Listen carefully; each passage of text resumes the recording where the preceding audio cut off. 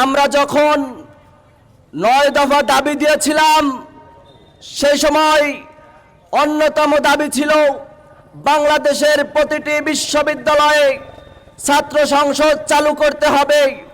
সেই সময় আমাদের সাথে দাবি জানিয়ে বাংলাদেশের ফ্যাসিবাদ বিরোধী সমস্ত রাজনৈতিক দলগুলো প্রত্যক্ষ এবং পরোক্ষভাবে রাজপথে উপস্থিত ছিল।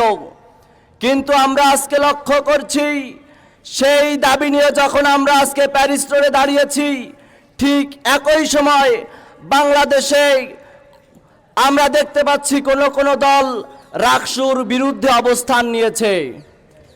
আমরা দেখতে পাচ্ছি যারা রাকসুর বিরুদ্ধে অবস্থান নিয়েছে তারা ঢাকা থেকে দলের নির্দেশনায়, নেতাদের নির্দেশনায় সাধারণ শিক্ষার্থীদের এই আকাঙ্ক্ষার বিরুদ্ধে দাঁড়িয়েছে।